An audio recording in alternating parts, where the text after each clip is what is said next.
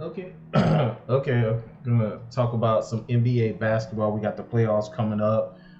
Just gonna go through the standings real quick, just to give an update of where we are with the standings.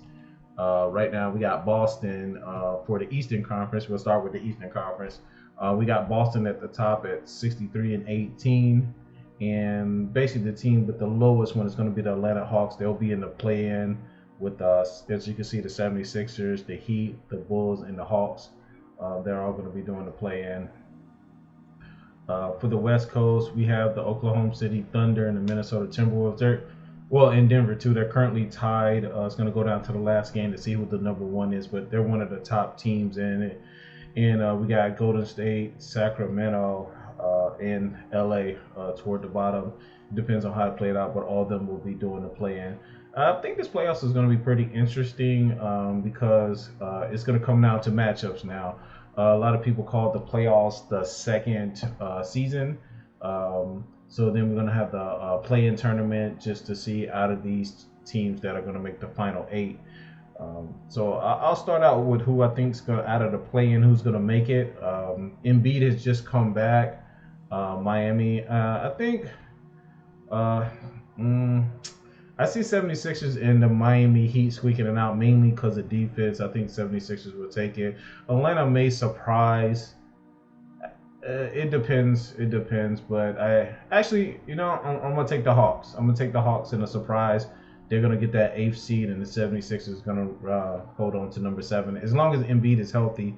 If Embiid gets hurt, it's not going to be good. But if he can hold on, I think they'll go into it. And then with the other play-in, we got the Lakers, Kings, and Warriors. I hate seeing the Kings in the play-in because the NBA, I just got the feeling they're going to want LeBron. LeBron's going to be in, so that's already one spot. And Phoenix has got to play out. They're going to want to see KD.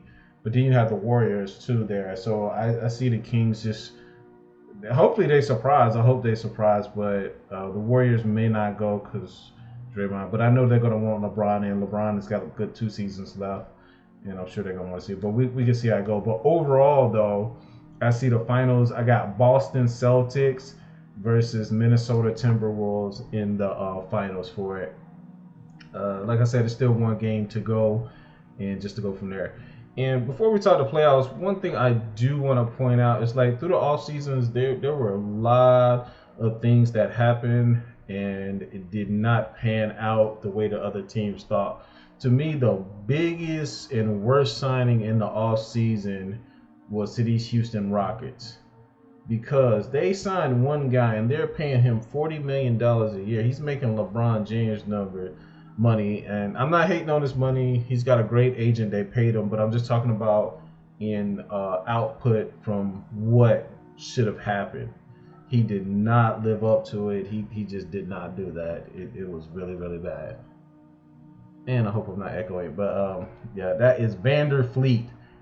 Knew it when they paid him $40 million. Oh, that's Nate Hitton. Hold up. Where's Vander Fleet? Get Vander Fleet up here. He's making $40 million. Nah, that's versus the Clippers. Give me his season. What's his season? Okay, his regular season stats. He played 73 games, which was good. He gave 17 points a game, 8 assists, 86%, pretty good. Field goal. He's not offensive. I know he has 17 points, but if you're shooting 41%, 38 from three, to me, he's a true point guard. He did give good assists, and he did score some points. But to me, for $40 million, he's not the $40 million type guy. The Houston Rockets overpaid for him.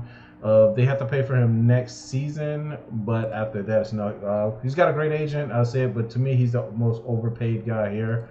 And the Houston Rockets did come off better. They did have a better season. If they can hold on to a lot of the talent, I believe that they will be better. And hold up, let me go back. Let's see what the total. This is the total roster of the Houston Rockets. Um, I like this guy, the centers that they got, Jock Landler, Albert Sagan, and it's another guy too. I think he's hurt, so he's not on here.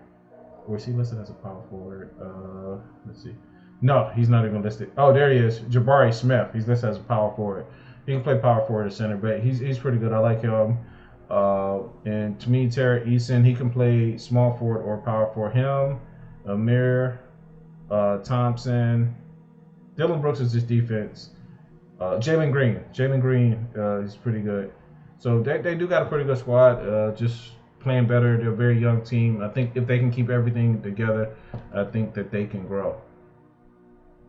And I just wanted to just talk about them for brief. But yeah, the playoffs are starting.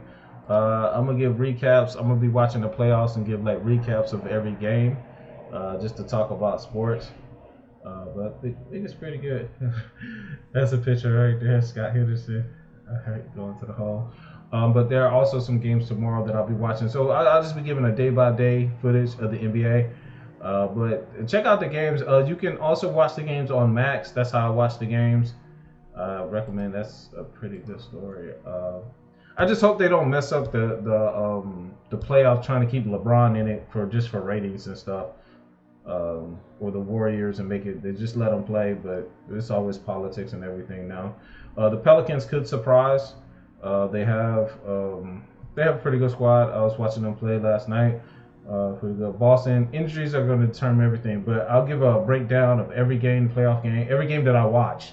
I'll say it like that. Every game I watch, and I'll just give an update of every scores and how players are playing. All right.